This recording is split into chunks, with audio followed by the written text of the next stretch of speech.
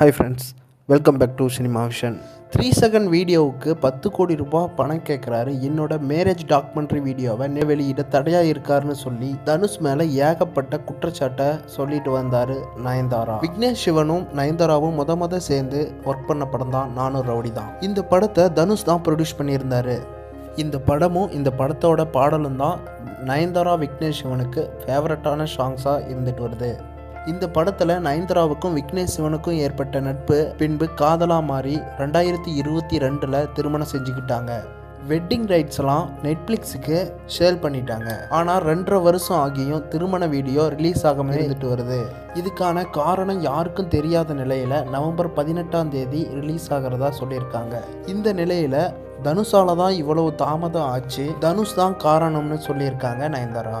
நானும் ரவுடி தான் படத்தில் இருந்து எந்த ஒரு எலிமெண்ட்ஸையும் பயன்படுத்த அனுமதி மறுத்து நீதிமன்றத்தில் காப்பிரைட் கேஸ் கொடுத்துருக்காரு அப்படின்னு எக்கச்சக்க குற்றச்சாட்டை தனுஷ் மேலே வச்சிருக்காங்க நயன்தாரா. இதெல்லாம் பார்க்கும்போது அவருக்கு எங்க மேலே ஏகப்பட்ட வன்மை இருக்குன்னு சொல்லியிருக்காங்க நயன்தாரா. இதை தொடர்ந்து தனுஷோட ரசிகர்கள் நயன்தாராவோட ஸ்டேட்மெண்ட்டுக்கு பதிலடி கொடுத்துட்டு இருக்காங்க.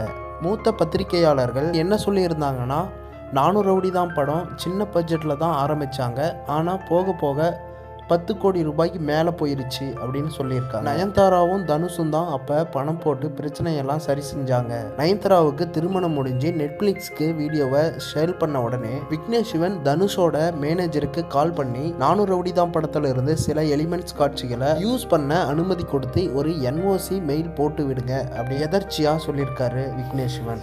ஆனால் 2-3 நாள் ஆகியும் மெயில் வராததுனால விக்னேஷ் சிவன் மறுபடியும் கால் பண்ணியிருக்காரு. ஆனால் மேனேஜர் தனுஷ்கிட்ட ஒரு வார்த்தை கேட்காம என்னால் கொடுக்க முடியாதுன்னு சொல்லியிருக்காங்க. ஆனால் விக்னேஷ் சிவன் மறுபடியும் கால் செஞ்சு ப்ரெஷர் கொடுத்துக்கிட்டே இருக்காங்க தனுஷோட மேனேஜருக்கு. ஒரு கட்டத்தில் தனுஷ்கிட்ட இந்த பிரச்சனையை கொண்டுட்டு போயிருக்காங்க. தனுஷ் NOC தர முடியாதுன்னு சொல்லி அனுமதி மறுத்திருக்காரு. இதை தொடர்ந்து விக்னேஷ் சிவன் அரசியல் ரீதியாகவும் சினிமா துறை ரீதியாகவும் பல ப்ரெஷரை தனுஷுக்கு கொடுத்துட்டு இருந்திருக்காங்க. எதுவுமே கை கொடுக்காத நிலையில நயன்தாராவும் விக்னேஷ் சிவனும் தனுஷோட இமேஜையை காலி செஞ்சிருவோன்னு தனுஷுக்கு ரொம்ப ப்ரெஷர் கொடுத்துருக்காங்க. முறையாக தனுஷ்கிட்ட அனுமதி கேட்டிருந்தாலே கிடைச்சிருக்கோம், ஆனால் அதிகாரத்தோட கேட்டதுனால மறுத்திருக்காரு தனுஷ்.